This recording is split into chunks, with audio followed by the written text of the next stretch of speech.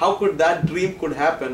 Only if Adam didn't eat the tree of the knowledge of good and evil. See, that was God's plan. Not even one person has to go to the hell. Not even one person. Now, the thing what we have to understand that എന്നാല് ദൈവത്തിന്റെ ആഗ്രഹം ഒരു മനുഷ്യൻ പോലും നശിക്കാതെ എല്ലാവരും സ്വർഗത്തിൽ പോകണമെന്നുള്ളതായിരുന്നു ദൈവത്തിന്റെ ആഗ്രഹം. പക്ഷെ എങ്കിൽ ദൈവം മനുഷ്യന് കൊടുത്ത ഫ്രീ വില്ലിന്റെ പവർ അത്രയ്ക്ക് ഭയങ്കരമാണ്. ദൈവത്തിന്റെ പ്ലാനിനെ പോലും വയലേറ്റ് ചെയ്യാൻ പവർ ഉള്ളതാണ് നിന്റെ ഫ്രീ വില്ല്. അങ്ങനെ believe that? God, the supreme God, the sovereign God, He has a plan. But you have a free will that can violate the free will, the sovereign plan of God. നമ്മുടെ ലൈഫിന്റെ കാര്യം എല്ലാം പോയി നമുക്ക് break ചെയ്യാൻ പറ്റത്തില്ല. നമ്മുടെ on life സാൽവേഷന്റെ കാര്യം പറയുന്നത്. Let me ask you a question there, right? When it says when we are born again, we receive not only the breath of life, then you have man's spirit. Is that that breath of life should be it's the spirit of God, right?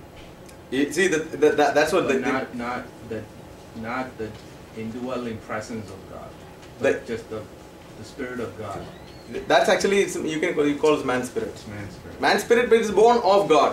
See, the problem is that നമ്മൾ എപ്പോഴും എല്ലാ സ്പിരിറ്റിനെയും ഒരേ രീതിയിൽ അളക്കാൻ നോക്കുന്നുണ്ട്. When you say man's spirit, I think about the fallen spirit of man, like man's fallen spirit or man's spirit, like the fleshly spirit, right? No, this is actually. So this is the born again spirit that man has. Yeah, see, the thing എന്താ ചോദിച്ചാല് നമ്മൾ രക്ഷിക്കപ്പെടുമ്പോൾ this one very clear ആയിട്ട് ഇതാണ് രക്ഷിക്കപ്പെടുമ്പം ഈ വാക്യം നോക്കണേ. He that is joined unto the Lord is one spirit with him. എന്ന് പറഞ്ഞാല് നമ്മള് രക്ഷിക്കപ്പെട്ടപ്പോഴത്തേക്ക് നമുക്ക് സംഭവിച്ചത് ഒരു ന്യൂ ക്രിയേഷൻ, നമുക്കൊരു ന്യൂ സ്പിരിറ്റ്, മാൻ സ്പിരിറ്റ് ഫോം ചെയ്തു. At the same time, we join with the spirit of Christ. Means creation plus Zoe life. Now you see that? യേശുവിന്റെ നിത്യജീവനും നമ്മുടെ പുതിയ ആത്മാവും ഇതിപ്പോ ഒരുമിച്ച് രണ്ടും ഒന്നിച്ചെന്നാ പറഞ്ഞിരിക്കുന്നത്. He that is joined unto the Lord is one spirit. It become one because it was two. It was two.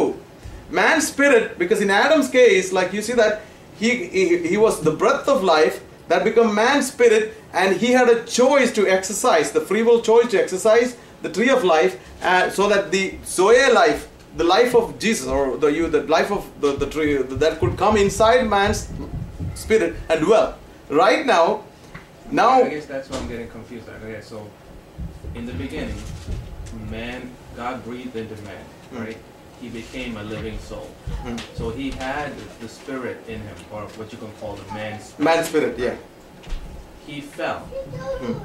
Now what happened to man's spirit? Does he have a corrupted spirit? No, it is totally brand new.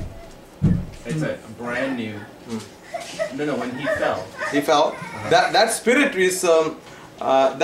is basically has no contact with the God anymore. But he still has a spirit. He has a spirit attached to the enemy. Yeah, that is the one, the old man. That is the one. We'll get there. That's the one that Christ crucified, the old man on the cross. Right. And now the new spirit, man's spirit, is something. The old spirit went through the death and burial, and the resurrection came with the new spirit. മനസ്സിലാകുന്നുണ്ടോ? Any question? Okay, we'll go slowly. അപ്പം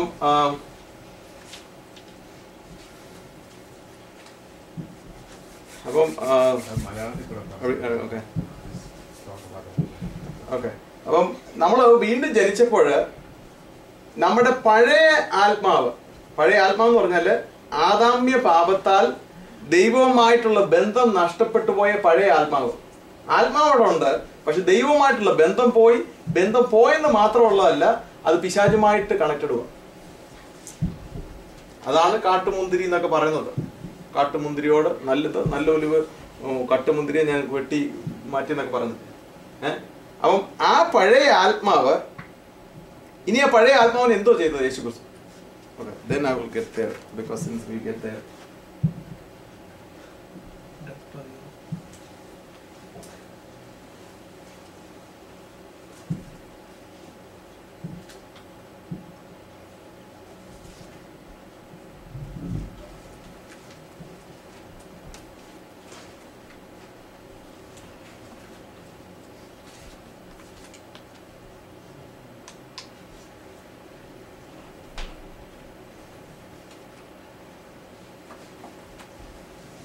Okay.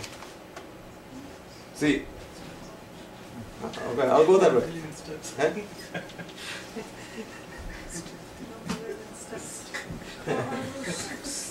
Okay. Okay, now. നമ്മുടെ ആദാമ്യ പാപത്താൽ ദൈവവുമായിട്ടുള്ള ബന്ധം നഷ്ടപ്പെട്ടു പോയ അല്ലെങ്കിൽ ആത്മീയ അർത്ഥത്തിൽ മരിച്ചുപോയ ആത്മാവ് എന്ത് സംഭവിച്ചു എന്നുള്ളതാണ് ഷിബു ചോദിച്ചത്. അതായിരുന്നു അത് പിശാചുമായിട്ടുള്ള ബന്ധത്തിൽ വന്നു കഴിഞ്ഞപ്പോഴത്തേക്ക് അതായിരുന്നു പാപം ചെയ്യാൻ പാപം ചെയ്യാൻ പ്രേരിപ്പിച്ചുകൊണ്ടിരുന്ന റീസോഴ്സസ് ആ ആത്മാവായിരുന്നു. ഇനിയും യേശു ക്രിസ്തു കാൽവറി ക്രൂശിൽ എന്തോ ചെയ്തത് ഇത് മനസ്സിലാക്കണം. കാൽവറി ക്രൂശ് യേശു ക്രിസ്തു പിതാവാം ദൈവം എന്തോ ചെയ്തെന്ന് ചോദിച്ചാല് മാനവജാതിയെ മൊത്തം യേശു ക്രിസ്തുവിലാക്കി. അതെങ്ങനെ ചോദിച്ചാൽ എനിക്കറിയില്ല. ആദാമിനകത്ത് മനുഷ്യവർഗം മൊത്തം ആദാമിലുണ്ടായിരുന്നു. വിശ്വസിക്കുന്നു? ആദാമിനകത്ത് മനുഷ്യവർഗം മൊത്തം ഉണ്ടായിരുന്നു. അതുകൊണ്ടാണ് ആദാം പാപം ചെയ്തപ്പോൾ നമ്മളും പാപം ചെയ്തിട്ട് ദൈവം കണക്കൂട്ടിയിരിക്കുന്നത്. നമ്മൾ ലോകത്തിൽ ജനിക്കുന്നത് പാപിയായിട്ടാണ് ജനിച്ചത്. എന്തുകൊണ്ടാണ് ചോദിച്ചാൽ ആദാമ്യ പാപത്താൽ. അത് എന്തുകൊണ്ട് ആദാമ്യ പാപത്താൽ എന്ന് പറഞ്ഞാൽ ആദാം പാപം ചെയ്യുമ്പോൾ നമ്മൾ ആദാമിനകത്തുണ്ടായിരുന്നു. എന്നാൽ നമ്മൾ ചിന്തിച്ചു നോക്കിയാൽ അയ്യോ ദൈവമേ അതെന്തോ കാണിച്ചത്, ഞാൻ ജനിക്കുന്നതിന് മുമ്പേ വേറൊരുത്തന്റെ പാപത്താല് എന്തിനാ എന്നെ പാപി എന്ന് വിളിക്കുന്നത്? അത് ശരിയല്ലല്ലോ. അപ്പൊ ദൈവം അതിനെ ചോദിച്ചാല് ദൈവം അതിനെ റിവേഴ്സ് ചെയ്താണ് യേശു ക്രിസ്തുവിനകത്ത് മാനവജാതിയെ മൊത്തം കേട്ടു.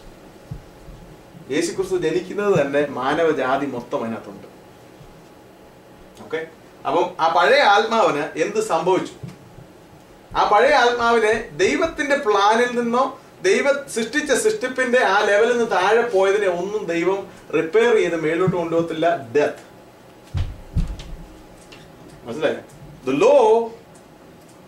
The law execute judgment. The judgment is death. Anything that goes below the standard of God, the death. There is no. അതാണ് നമ്മൾ മനസ്സിലാക്കേണ്ടത്. എന്തോ പ്രമാണം എന്തോ നമ്മുടെ പ്രമാണത്തിന്റെ ആഴത്തിൽ നമ്മൾ മനസ്സിലാക്കണം. പ്രമാണം പറയുന്നതെന്ന് ചോദിച്ചാല് പ്രമാണം പറയുന്ന സ്റ്റാൻഡേർഡ് എന്ന് വെച്ചാൽ യേശു ക്രിസ്തു. ഇത് നമ്മൾ വ്യക്തമായിട്ട് മനസ്സിലാക്കണം. പ്രമാണം, ദൈവത്തിനൊരു പ്രമാണമുണ്ട്, ദൈവത്തിനൊരു വ്യവസ്ഥയുണ്ട്. ആ വ്യവസ്ഥയുടെ സ്റ്റാൻഡേർഡ് എന്ന് പറയുന്നത് യേശു ക്രിസ്തുവാണ്. യേശു ക്രിസ്തുവിന് താഴെയുള്ള സ്റ്റാൻഡേർഡ് മൊത്തം പുട്ട് ടു ഡെത്ത്. അപ്പം നമ്മുടെ സ്പിരിറ്റ് ആദാമ്യ പാപത്താൽ താഴെ പോയി. ഇനിയും the only thing is God is going to put that to death. അതിനെ റിവൈവ് ചെയ്യുന്ന പരിപാടിയില്ല. ദൈവത്തിന് നമ്മൾ ചില കാര്യങ്ങൾ മനസ്സിലാക്കണം. അതുകൊണ്ടാണ് നമ്മൾ ഇനി അടുത്ത വരുമ്പോൾ മനസ്സിലാക്കും. അപ്പൊ നിന്റെ പഴയ ആത്മാവ് ക്രൂസിഫൈഡ് വിത്ത് ക്രൈസ്റ്റ്. യേശു ക്രിസ്തു കാൽവറി ക്രൂശിൽ മരിച്ചപ്പോൾ നമ്മളെല്ലാരും പോയി. Just to give you an idea, അതെങ്ങനെ സംഭവിച്ചെന്ന് വെച്ചാൽ ഹീബ്രൂസ് ചാപ്റ്റർ 7 വേഴ്സ് 5 വായിച്ചാൽ അറിയാം. അബ്രഹാം ടൈറ്റ് കൊടുത്തപ്പം ലേവി പുത്രന്മാരൊന്നും ജനിച്ചിട്ടില്ലായിരുന്നു. പക്ഷേങ്കിൽ അബ്രഹാം ടൈറ്റ് കൊടുത്തപ്പോൾ ലേവിയുടെ എല്ലാവരും ടൈറ്റ് കൊടുത്ത പോലെ അതുപോലെ സെയിം തിങ് ആണ് ക്രിസ്തു നമുക്ക് വേണ്ടി മരിച്ചപ്പം നമ്മളും അവന്റെ കൂടെ മരിച്ചതുപോലെയാണ് കൗണ്ട് ചെയ്യുന്നത്. നമ്മള് പ്രത്യേകം നമ്മൾ മനസ്സിലാക്കേണ്ടത് ദൈവവചനം മനസ്സിലാക്കണമെന്നുണ്ടെങ്കിൽ ദൈവം ചിന്തിക്കുന്നത് പോലെ നമ്മൾ ചിന്തിക്കാൻ തുടങ്ങിയെങ്കിൽ മാത്രമേ ദൈവത്തിന്റെ ചിന്തകളെ നമുക്ക് റീസൺ ഔട്ട് ചെയ്യാൻ പറ്റത്തുള്ളൂ. ഓക്കെ. അപ്പൊ ദൈവം ചിന്തിക്കുന്നത് ഇങ്ങനെയാണ്. ആദാമിനകത്ത് മാനവജാതി ഉണ്ടായിരുന്നു. അപ്പോൾ ആദാം പാപം ചെയ്തപ്പോൾ നീയും പാപം ചെയ്തു. നമ്മൾ നമ്മുടെ മനുഷ്യൻ്റെതായ രീതിയിൽ ചിന്തിച്ചിട്ട് ദൈവത്തുമായിട്ട് റീസൺ ഔട്ട് ചെയ്യാൻ നോക്കരുത്. ദൈവം എങ്ങനെയാണ് ഒരു കാര്യത്തെ റീസൺ ഔട്ട് ചെയ്യുന്നത്, ദൈവം എങ്ങനെയാണ് ഒരു കാര്യത്തെ കാണുന്നത്, അതുപോലെ നമ്മൾ കാണാൻ പഠിക്കുന്നത് ആ ക്രിസ്തീയ ജീവിതത്തിന്റെ ഏറ്റവും വലിയ മഹത്വം. മനുഷ്യൻ ചിന്തിക്കുന്നത് പോലെ അല്ലെങ്കിൽ സഭ പറയുന്നത് പോലല്ല. ദൈവം എങ്ങനെ ദൈവവചനത്തിൽ ഒരു കാര്യത്തെക്കുറിച്ച് എങ്ങനെ കാണുന്നു അതുപോലെ നമ്മൾ കാണാൻ നോക്കണം. അപ്പൊ നോക്കണം, ക്രൂസിഫൈഡ്